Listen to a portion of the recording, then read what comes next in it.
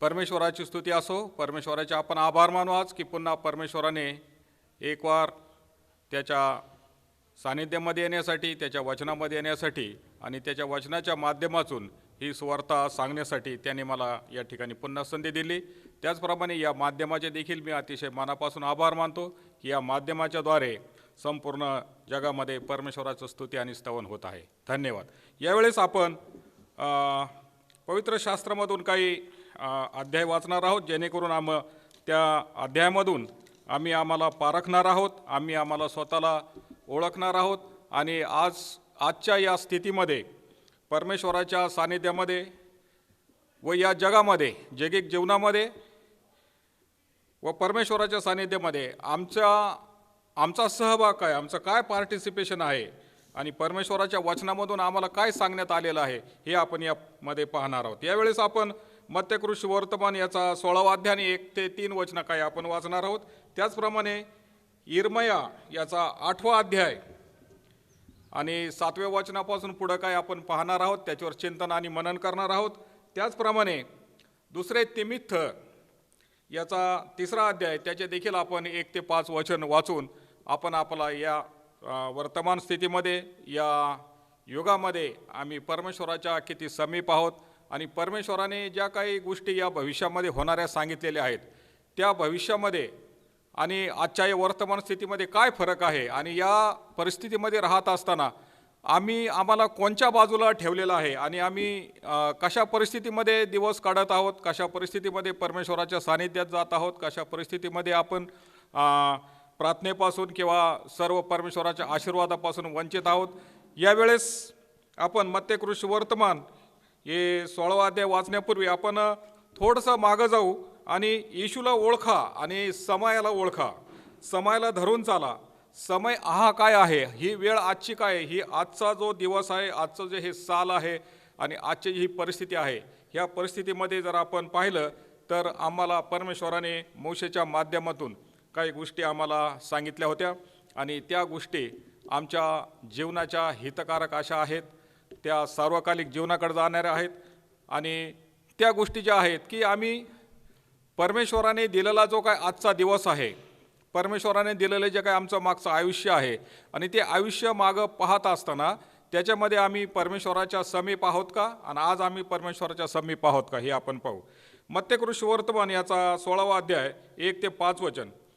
तेव्हा परुषी व सदुकी यांनी येऊन येशूची परीक्षा पाहण्याकरता आम्हाला आकाशामधून काही चिन्हे दाखवा अशी त्याच्याकडे मागणी केली। त्याने त्यांना उत्तर दिले, तुम्ही संध्याकाळी म्हणता उघाड होईल कारण आभाळ तांबूस आहे आणि तुम्ही सकाळी म्हणता आज झड लागेल कारण आभाळ तांबूस व गडद आहे। अहो ढोंग्यांनो, तुम्हाला आभाळाचे स्वरूप ओळखता येते पण काळाची लक्षणे तुम्हाला ओळखता येत नाहीत। काळाची लक्षणे।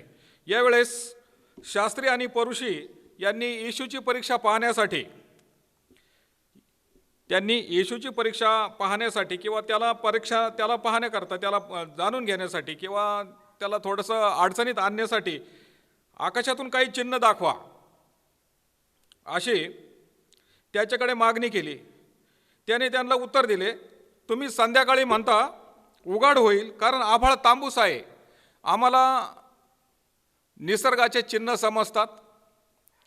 आज समजा सकाळी थंडी होती आणि थंडीची लाट आली हे आम्हाला जाणवतं किंवा आम्ही बाहेर पडत नाही किंवा आजची दिनचर्या थोडीशी मंदावलेली असेल, थंडीच्या दिवसामध्ये थोडंसं आम्हाला आळस येत असेल, उन्हाळ्याच्या दिवसामध्ये आम्हाला थोडंसं आमच्या शरीराला ज्या काही अपायकारक गोष्टी उन्हापासून होतात त्यापासून संरक्षण व्हावं म्हणून आम्ही काही उपाययोजना करतो। त्याचप्रमाणे या ठिकाणी देखील परमेश्वर म्हणतो, येशू ख्रिस्त म्हणतो की तुम्हाला सकाळी असं वाटतं, सकाळी तुम्ही म्हणता की आज झड लागेल म्हणजे आभाळामध्ये कुठंतरी तांबूसपणा, गडदपणा आलेला आहे, आभाळ भरून आलेला आहे किंवा पावसाची झड लागेल, हे लक्षणं तुम्हाला समजतात, हे सर्व गोष्टी तुम्हाला समजतात। पण अहो ढोंग्यांनो, तुम्हाला आभाळाचे स्वरूप ओळखता येते पण काळाची लक्षणे तुम्हाला ओळखता येत नाहीत। काळाची लक्षणे काय आहेत? काळाची लक्षणे आपण या ठिकाणी देखील आपण पाहणार आहोत। इर्मया याचा 8वा अध्याय आणि 7व्या वचनामध्ये आकाशातील कर्कोची आपला नेमलेला समय जाणते, होला निळवी सारस आपल्या येण्याच्या वेळेचे स्मरण ठेवतात, पण माझे लोक परमेश्वराचे निर्णय ओळखत नाहीत. या ठिकाणी देखील निसर्गामधील जे काही पशु आहेत, पक्षी आहेत, चिमण्या आहेत, जे काही परमेश्वराने जे निर्माण केलेलं आहे त्यांना समजतं की आता संध्याकाळ झालेली आहे आणि आता हा सीझन आहे. काही सीझनमध्ये पहा की कापणीचा जो सीझन असतो, हार्वेस्टिंग जे असते, की त्या पिरियडमध्ये करकोचे निघतात आणि करकोचे त्याच टायमाला निघतात. निळवी, होले, पारवे यांचा देखील समय परमेश्वराने राखून ठेवलेला आहे, तो त्यांना समजतो. त्या समयामध्ये ते त्यांची घरटी बांधतात, त्याच्यामध्ये अंडे ओववतात आणि त्यांचे पिल्ले काढतात आणि नंतर त्यांच्या मार्गस्थ होतात. म्हणजे हा निसर्गामधील पशुला आणि पक्ष्यांना देखील येणारा समयाची जाणीव असते, त्याची काळजी असते आणि ती त्यांना ओळखता येते. परंतु या ठिकाणी परमेश्वर असं म्हणतोय, येशू ख्रिस्त असं म्हणतोय की माझे लोक परमेश्वराचा निर्णय ओळखत नाही. काय परमेश्वराचा निर्णय आहे? परमेश्वराचा निर्णय काय आहे? परमेश्वराने काय निर्णय करून ठेवलेला आहे? मोशेच्या माध्यमातून आम्ही पाहिलेलं आहे की परमेश्वराचे निर्णय जे आहेत की ज्या सावध केलेल्या गोष्टी आहेत, की ज्या 10 आज्ञा आम्हाला दिलेल्या आहेत. मी मागच्या संदेशामध्ये 10 आज्ञावर फार जोर दिलेला आहे, कारण ह्या संपूर्ण आज्ञावर हे संपूर्ण जग आधारित आहे आणि संपूर्ण येणारा जो काही काळ आहे, जो शेवटला जो समय आहे, या शेवटल्या समयामध्ये जे काही जिवंतांचा आणि मेलेल्यांचा न्याय होणार आहे, त्या न्यायाच्या समयी आम्ही त्या न्यायासमोर उभं राहण्यामध्ये आमची पात्रता आहे का? आम्ही पात्रता आहोत. मागच्या संदेशामध्ये पण सांगितलं की आम्ही पात्र आहोत, आम्ही त्याच्यासाठी योग्य आहोत. परंतु आमची योग्यता ही परमेश्वरासमोर निर्माण होण्यासाठी, आमची पात्रता ही परमेश्वराला दिसण्यासाठी लागणारे जे निर्णय आहेत, लागणारे जे नियम आहेत, जे नियम या ठिकाणी सांगितलेत की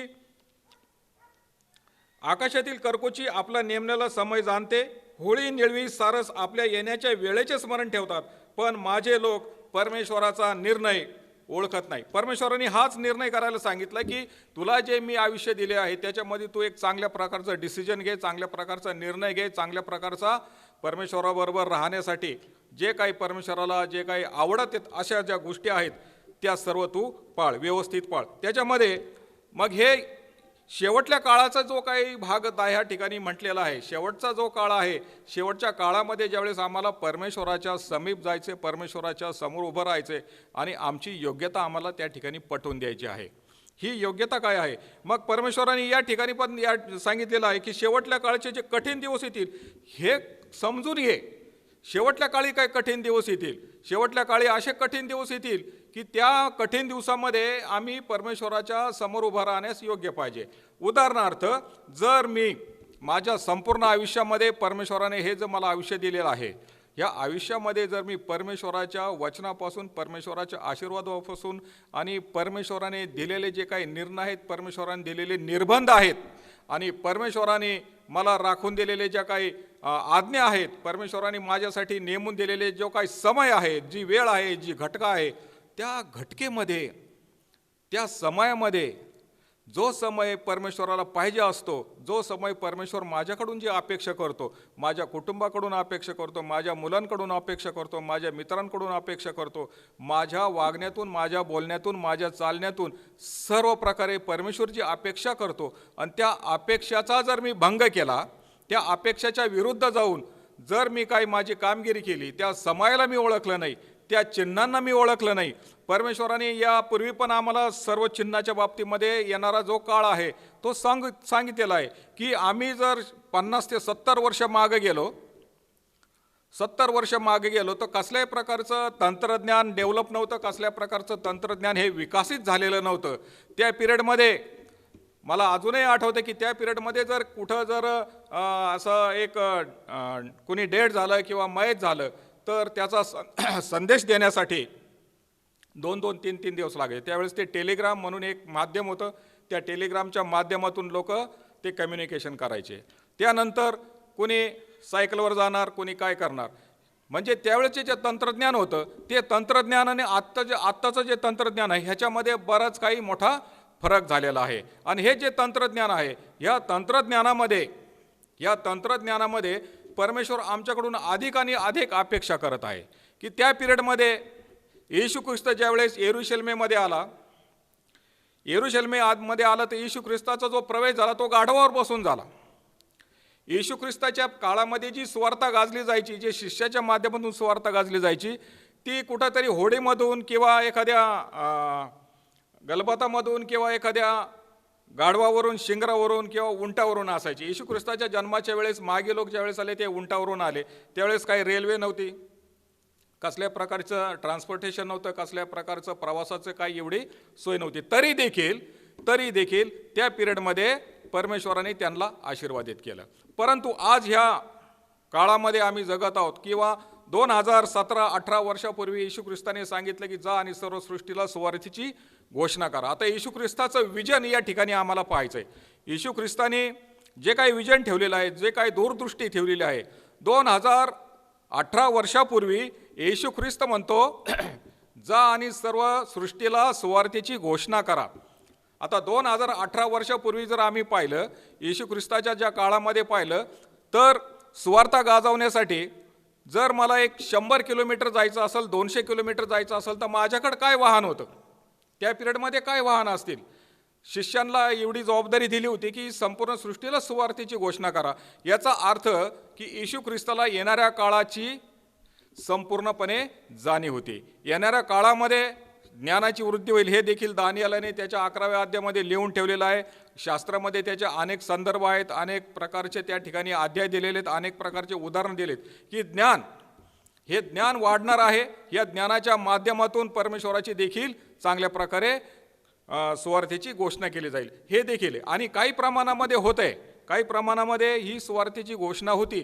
परंतु आज एक आम्हाला या ठिकाणी अशी विशेष आणि अशी दुःखाची गोष्ट अशी वाटते की 2018 वर्षापूर्वी येशू ख्रिस्ताने सांगितलं जा आणि संपूर्ण सृष्टीला सुवार्तेची घोषणा करा.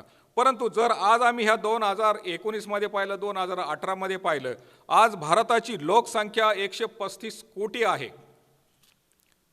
135 कोटी ही भारताची लोकसंख्या आहे. आणि 135 कोटी लोकांमध्ये, या लोकसंख्येमध्ये आमची म्हणजे ख्रिस्ती लोकांची, ख्रिस्ताला अनुसरणारे, ख्रिस्ताला जवळ घेणारे, ख्रिस्ताला मानणारे किंवा ख्रिस्ती धर्म मानणारे, ख्रिस्ती धर्माला चिटकून राहणारे, ख्रिस्ती धर्माची घोषणा करणारे, मी ख्रिस्ती आहे असे म्हणून सांगणारे फक्त 4 ते 5% लोक आहेत.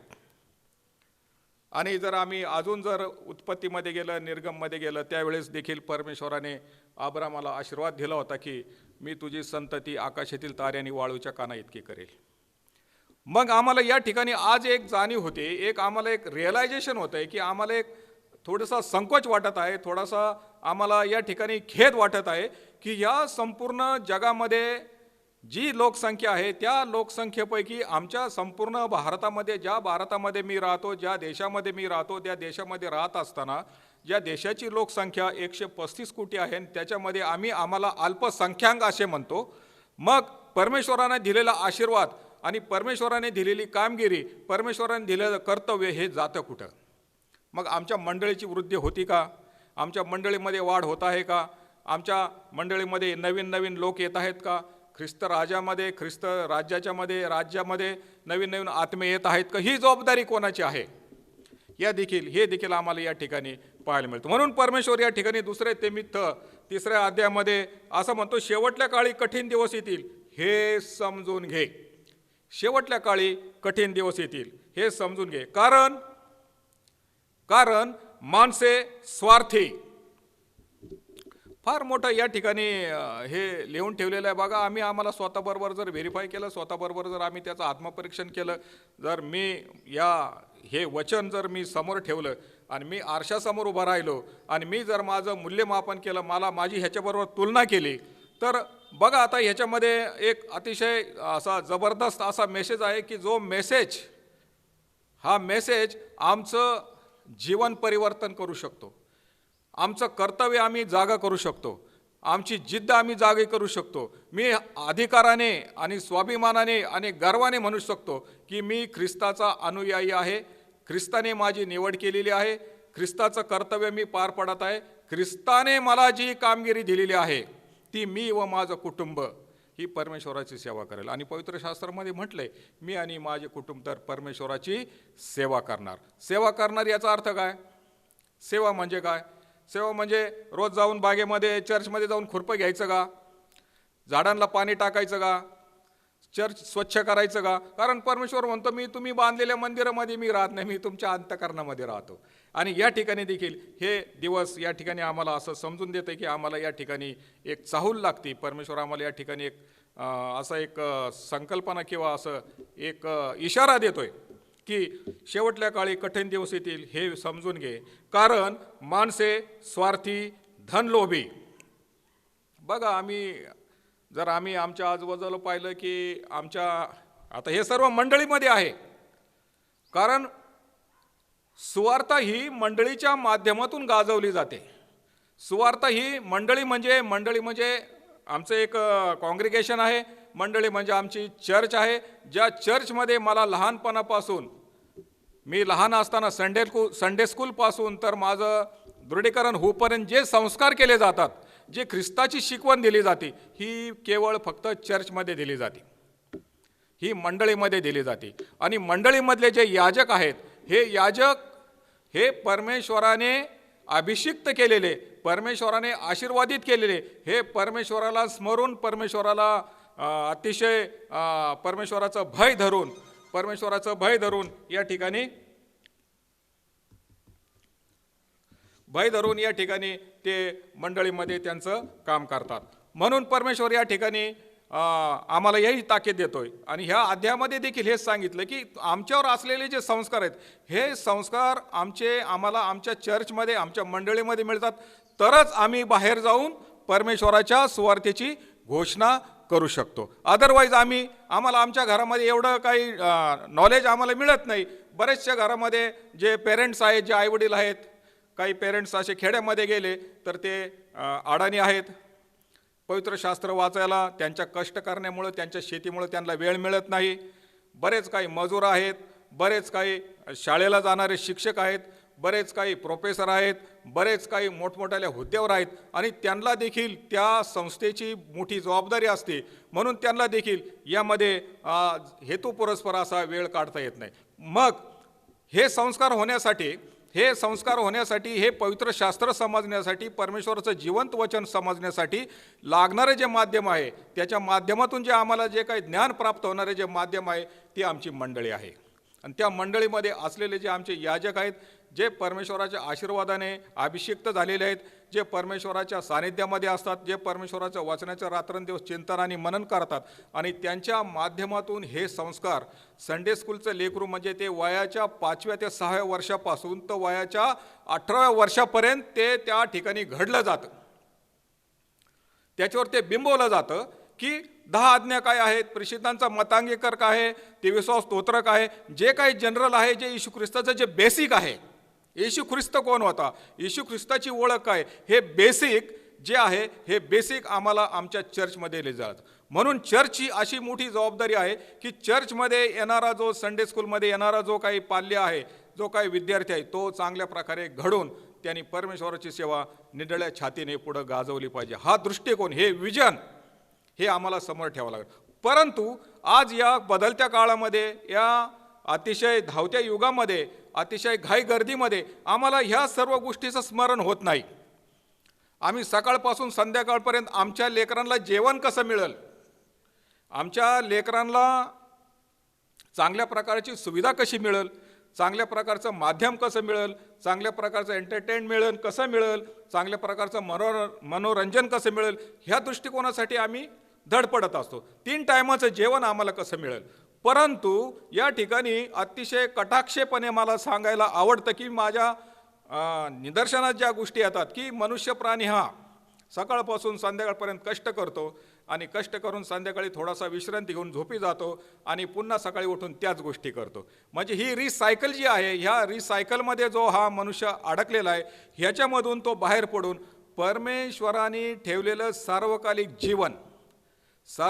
जीवन म्हणजे काय, सार्वकालिक जीवनाकडे जाण्याचा मार्ग कोणता आहे, सार्वकालिक जीवन प्राप्त होण्यासाठी लागणारे एलिमेंट्स काय आहेत, सार्वकालिक जीवन मिळवण्यासाठी असणारे ज्या काही आवश्यक गोष्टी काय आहेत, बायबलमध्ये काय काय लिहून ठेवले, त्याचं रहस्य काय आहे, त्याचं सिक्रेट काय आहे, हे सार्वकालिक जीवन मला कसं मिळेल हे समजण्यासाठी आम्हाला वेळ नाही. आणि अल्टिमेटली आमचे लेकरं मोबाईलमध्ये आणि सर्व गोष्टीमध्ये अतिशय स्मार्ट आहेत. म्हणजे आमच्या खिशामध्ये स्मार्ट मोबाईल आहे, पण आम्ही स्मार्ट नाहीत. स्मार्ट म्हणजे काय की आम्हाला कसल्या प्रकारचं परमेश्वरापासून मिळणारा आशीर्वाद आम्हाला त्याची गरज नाही, परंतु आम्हाला सर्व ह्या गोष्टी ज्या मनोरंजनाच्या गोष्टी त्या आम्हाला सहज रीतीने आणि एकदम सुलभ रीतीने मिळतात. म्हणून या ठिकाणी ही जी मंडळीच्या बाबतीमध्ये या ठिकाणी जे दुसरे तिमित तिसऱ्या अध्यायामध्ये लिहून ठेवलेलं आहे हे अतिशय सिमिलर आहे, अतिशय सत्य आहे. आणि हे कोणाकोणाबरोबर जुळतंय हे देखील आम्हाला या ठिकाणी व्हेरीफाय करण्याची गरज आहे. शेवटल्या काळी कठीण दिवस येतील हे समजून घे. कारण माणसे, या ठिकाणी माणसे लिहिलंय, या ठिकाणी कुठलं गाढव लिहिलं नाही, या ठिकाणी कुठल्याही जनावराचं नाव लिहिलं नाही, या ठिकाणी कसल्याही प्रकारचं कुठल्या तरी व्यक्तीचं नाव लिहिलं नाही. पर्टिक्युलर आणि इंडिव्हिज्युअल असं कोणाचंही नाव या ठिकाणी स्पष्ट रीतीने दिलं नाही. हा एक कॉमन शब्द आहे, एक सामान्य शब्द आहे की शेवटल्या काळी कठीण दिवस येतील हे समजून घे. शेवटल्या काळी कठीण दिवस येतील हे समजून घे. मग कोणी समजून घ्यायचं? कारण परमेश्वराने सांगितले ज्याला कान आहेत तो ऐकू. दुसरी गोष्ट अशी आहे की परमेश्वराने असंही लिहिलेलं आहे की ज्याने डोळा घडविला तो पाहणार नाही काय, ज्याने कान घडविला तो ऐकणार नाही काय. या सर्व गोष्टी या ठिकाणी समजून घ्यायचा जो दृष्टिकोन आहे तो समजून घ्यायचा दृष्टिकोन सर्वप्रथम मी केला पाहिजे.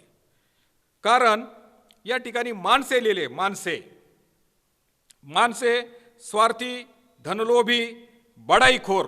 फार फार फार फार फार मोठा म्हणजे जीवनामधला फार मोठा शब्द आहे.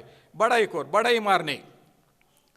गेल्या 50 वर्षापासून, गेल्या 100 वर्षापासून माझी तिसरी पिढी चालली या चर्चमध्ये. माझा चुलता, माझा बाप सेक्रेटरी होता, माझी आई चांगल्या प्रकारची खजिनदार होती. कोणी म्हणतं माझा बाप कितीतरी 40-50 वर्षापासून या मंदिराची सेवा करीत आहे, मग तिथं माझा अधिकार आहे, मग मला सेक्रेटरी करा, मला खजिनदार करा. कारण या सर्व गोष्टी आमच्या घराण्यामधून चालत आलेल्या आहेत. बडाईखोर, गर्विष्ठ, माझ्याजवळ एक बोलतील, दुसऱ्याजवळ एक बोलतील. हे सर्व लोक आम्हाला कुठं सापडतील? हे सर्व लोक आम्हाला मंडळीमध्ये सापडतील. आणि खरोखर जर आम्ही याचं आत्मपरीक्षण केलं तर कुणी कोणाला बोलू शकणार नाही आणि कुणी कोणाला ब्लेम लावू शकणार नाही. आणि लावायचा प्रयत्न पण करू नका, कारण फसताल. कारण या ठिकाणी बडाईखोर, गर्विष्ठ, निंदक, आईबापांना न मानणारी सरळ उदाहरणं आहेत. कुठंतरी जाऊन संध्याकाळच्या वेळेला कुठे बी जाऊन तुम्ही पहा, कोणाच्याही दारासमोर उभा राहा, सकाळच्या वेळेला उभा राहा, संध्याकाळच्या वेळेला उभा राहा, तुम्हाला ह्या दोन गोष्टी पाहायला मिळतील. आईबापाला न मानणारी. काही घरामध्ये मुलं दारू पिऊन येतात. क्षमा करा, मी स्पष्ट रीतीने सांगतो, मला या पुलपीटवर, या परमेश्वराच्या पवित्र सानिध्यामध्ये, या पवित्र स्थानामधून सांगण्यासाठी मला कोणाचीही भीती वाटत नाही. मी स्पष्ट रीतीने सांगतो की संध्याकाळच्या वेळेला जर तुम्हाला ह्या गोष्टी व्हेरीफाय करायच्या असतील तर तुम्ही जाऊन एक चांगल्या प्रकारचं, ज्याप्रमाणे परमेश्वरांनी सांगितलं की कबुतरासारखं साळसूद आणि सापासारखं चतुर्वा, ह्या दोन स्वभाव जर तुम्ही घेऊन गेले तर तुम्हाला ह्या दोन गोष्टी पाहायला मिळतील. कारण आईबापाला न मानणारी, उपकार न स्मरणारी. बरेच लोक, बरेच मुलं म्हणतात आम्हाला जन्म देऊन काय उपकार केला का?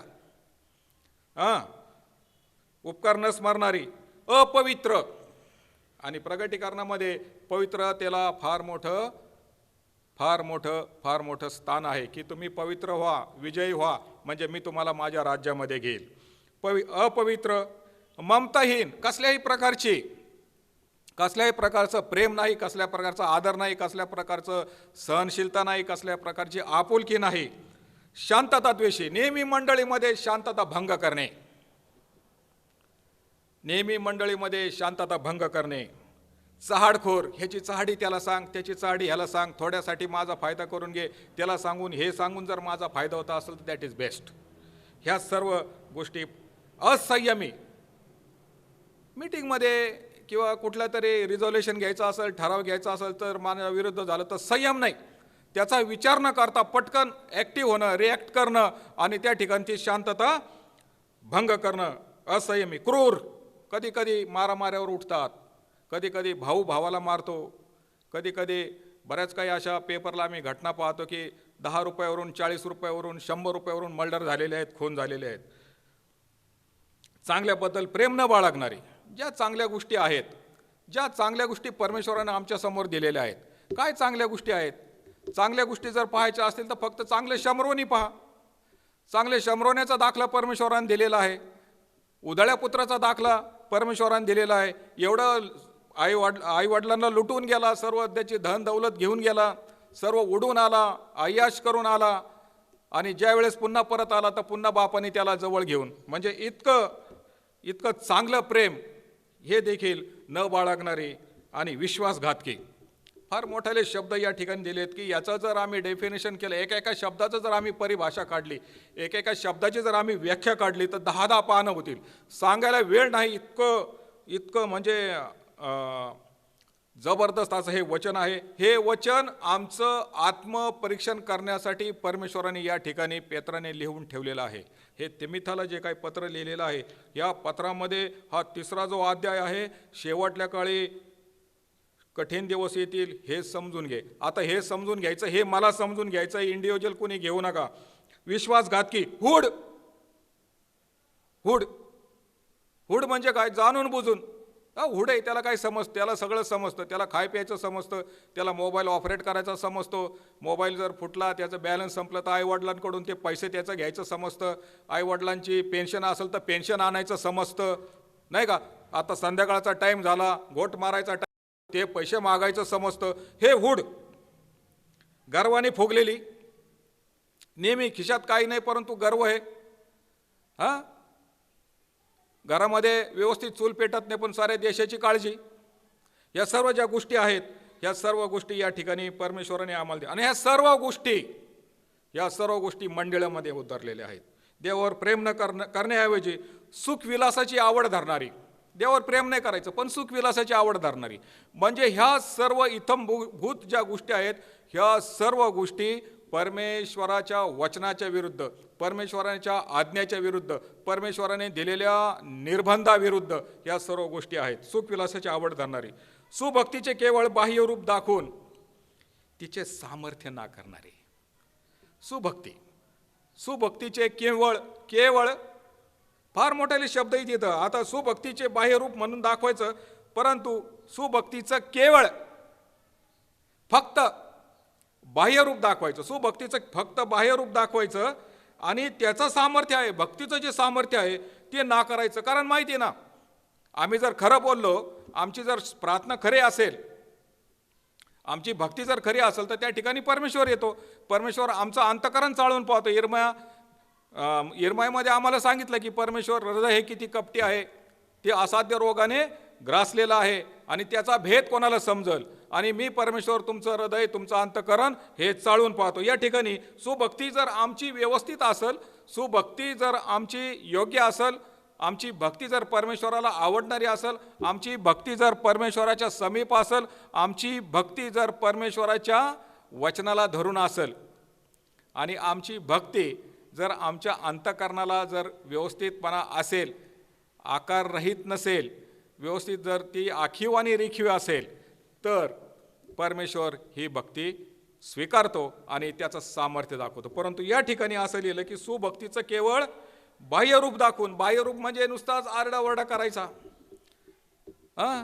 फक्त भक्तीच्या टायमालाच स्पिरिच्युअल दाखवायचं, मी आय एम व्हेरी स्पिरिच्युअल, मी अतिशय आध्यात्मिक रीतीने हे करतो, मी परमेश्वराला मानणार आहे, हे बाह्यरूप दाखवायचं आणि तिचं सामर्थ्य नाकारायचं, अशी ती होतील.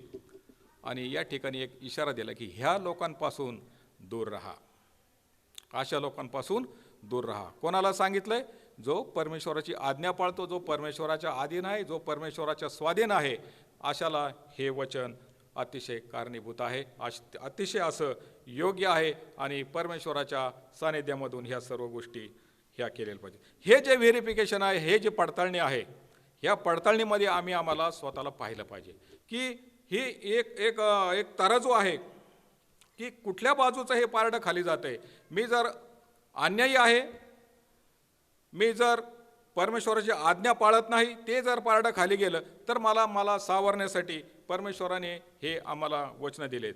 सार्वकालिक जीवनाकडे जाण्यासाठी ह्या सर्व वचनाच्या अगेन्स्ट आम्हाला काम करायचं आहे. आम्हाला बडाईखोर व्हायचं नाही, आम्हाला गर्विष्ठ व्हायचं नाही, आम्हाला निंदक व्हायचं नाही. आम्ही आमच्या आईबापाची आज्ञा पाळायला पाहिजे. आम्ही अतिशय उपकाराची जाणीव ठेवणारे पाहिजे. चांगल्याबद्दल आम्हाला प्रेम पाहिजे. आम्ही विश्वासघातकी नसून विश्वासी असावं. आम्ही हूड नसून परमेश्वराला आवडणारे असो. आमच्यामध्ये कसल्याही प्रकारचा गर्व पाहिजे नाही. आमच्यामध्ये कसल्या प्रकारची अनियमितपणा परमेश्वराच्या समीप जाण्यासाठी नसावा. ह्या सर्व गोष्टी परमेश्वर आमच्यापासून अपेक्षा करत आहे. आणि ह्या अपेक्षा करत असताना परमेश्वराने अजून दुसरी एक अपेक्षा करतो की तो असं म्हणतो की तुम्ही मला ओळखा, मीच देव आहे. मी पूर्वी देव होतो आणि माझ्यानंतर दुसरा देव कोणी नाही. हे जी आज्ञा आहे, जी पहिली आज्ञा आहे की माझ पुढे तुला अन्य देव नसावेत. याचा अर्थ असा की मी तुझा देव सकाळपासून सुरुवातीच्या उगवतीपासून तर सूर्याच्या मावळतीपर्यंत मी तुझा देव परमेश्वर आहे. तू सकाळपासून संध्याकाळपर्यंत माझं स्मरण कर. तुझ्या कामामध्ये, तुझ्या असलेल्या वेळेमध्ये तू माझं स्मरण कर. माझ्या वचनाला धरून राहा, मला धरून राहा, म्हणजे तुझं हित त्याच्यामध्ये साधलेलं आहे. अन्यथा असं म्हटलं जातं की परमेश्वर असं म्हणतो की तुमच्या पापामुळं तुमचं हित थांबून ठेवलेलं आहे. परमेश्वर करो आणि ह्या वचनामधून आम्हाला अधिक आणि अधिक आम्हाला परमेश्वराच्या समीप येण्यासाठी परमेश्वर आम्हाला चांगल्या प्रकारचा आशीर्वाद देव, चांगल्या प्रकारची बुद्धी देव आणि विशेष करून आमच्याकडून हे परमेश्वराने जे दिलेलं आम्हाला कर्तव्य आहे की जा आणि सर्व सृष्टीला सुवार्तेची घोषणा करा, ही आपण या ठिकाणी करू. धन्यवाद. थँक्यू. God bless you.